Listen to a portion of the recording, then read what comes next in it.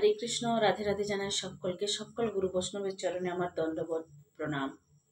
আমি গোবিন্দের চরণের একজন নগণ্য সেবাদাসী, তাই গোবিন্দের চরণ স্মরণ করেই আজ আমি ছোট্ট করে একটি শ্লোক পাঠ করে শোনানোর জন্য আবার আপনাদের কাছে এসেছি। তো যদি ভালো লেগে থাকে লাইক, কমেন্ট এবং শেয়ার করে সকলের মাঝখানে ছড়িয়ে দেবেন। হরে কৃষ্ণ, রাধে রাধে। সাবস্ক্রাইব করে যাবেন অবশ্যই। তো আজকে যে পাঠ আমি করে শোনাবো আশা করি সকলেরই ভালো লাগবে। সকলকে বলবো মনোযোগ সহকারে শ্রবণ করুন। যেহেতু ভগবানের বাণী, মনোযোগ সহকারে না শ্রবণ করলে সেটার মাহাত্ম্য বোঝা যায় না বা জানাও যায় না। তাই সকলকে বলবো মনোযোগ সহকারে শ্রবণ করুন। সূর্যদেব প্রতিদিন উদিত ও অস্তগত হয়ে সকলের আয়ু হরণ করে, কিন্তু যারা সর্বমঙ্গলময় পরমেশ্বর ভগবানের কথা আলোচনা করেন, তাদের সময়ের সদ্ব্যবহার করেন, তাদেরই আয়ু কেবল তিনি হরণ করেন না। দেখুন, এখানে বলছে যে সূর্যদেব, তো আমরা সূর্যদেবকে সকলেই জানি। তো সূর্যদেব প্রতিনিয়ত কিন্তু উদিত হয়। তো তিনি কিন্তু বলছেন সকলের আয়ু হরণ করে, কিন্তু যারা কৃষ্ণ ভক্ত হয় বা আমার প্রভুর যারা ভক্ত হয়ে থাকে, তাদের আয়ু কিন্তু সূর্যদেবও হরণ করতে পারে না। তাই সকলকেই বলবো বেশি বেশি করে নাম জপ করুন আর ভগবানের চরণে শরণাপন্ন হন। আবার বলছেন, মানব জীবনের সবচাইতে গুরুত্বপূর্ণ উদ্দেশ্য হচ্ছে পরমেশ্বর ভগবানের সঙ্গে আমাদের হারিয়ে যাওয়া সম্পর্কে পুনঃপ্রতিষ্ঠা করার জন্য অতি শীঘ্রই ভগবত ভক্তি পরায়ণ হওয়া। কাল এবং জোয়ার ভাটা কারোরই প্রতীক্ষা করে না। সূর্যোদয় এবং সূর্যাস্তের মাধ্যমে কালের যে গতি তা ব্যর্থ হবে যদি পারমার্থিক উপলব্ধির উদ্দেশ্য তার যথাযথ সদ্ব্যবহার না করা হয়। পৃথিবীর সমস্ত স্বর্ণের বিনিময়েও জীবনের অপব্যবহৃত একটি ক্ষণও ফিরে পাওয়া যায় না। এই মনুষ্য জীবন জীবকে এই জন্য প্রদান করা হয় যাতে সে তার চিন্ময় স্বরূপ উপলব্ধি করতে পারে এবং তার নিত্য আনন্দের উৎস খুঁজে পেতে পারে।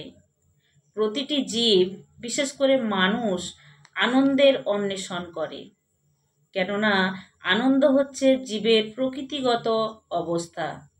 কিন্তু সে বৃথায় জড় পরিবেশে সেই আনন্দের অন্বেষণ করছে। সত্যি কথা, আমরা যদি ভগবানের আরাধনা না করি তাহলে আমরা বৃথায় এই মনুষ্য জীবন লাভ করেছি। জীবদার স্বরূপে পূর্ণতমের একটি চিৎ স্ফুলিঙ্গ এবং চিন্ময় কার্যকলাপের মাধ্যমে সে পূর্ণরূপে সেই আনন্দ আস্বাদন করতে পারে।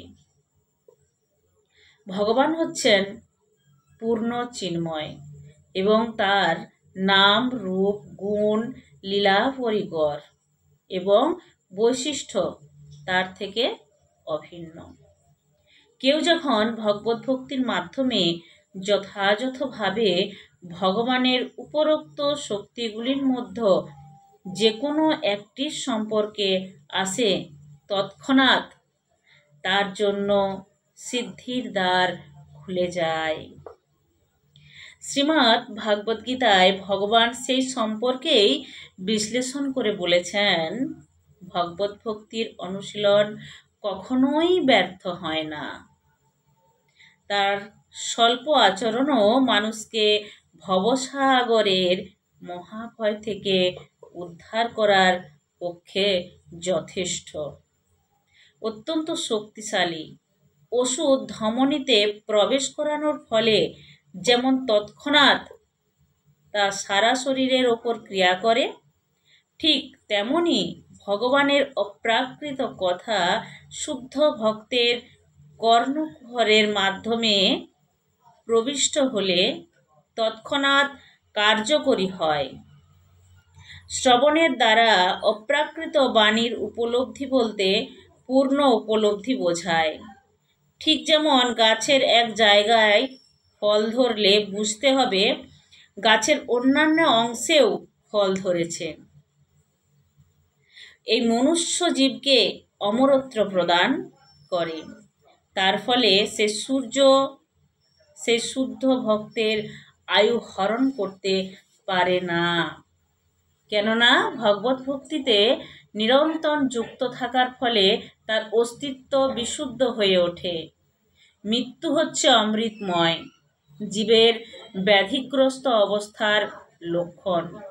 জড়জগতের ভবরোগ নামক সংক্রামক ব্যাধির প্রভাবে নিত্য জীব জন্ম, মৃত্যু, জরা এবং ব্যাধির কবলগ্রস্ত হয়। হরে কৃষ্ণ, রাধে রাধে জানাই সকলকেই। যদি ভালো লেগে থাকে সকলকে বলবো চ্যানেলটি আমার সাবস্ক্রাইব করে যাবেন। হরে কৃষ্ণ, রাধে রাধে।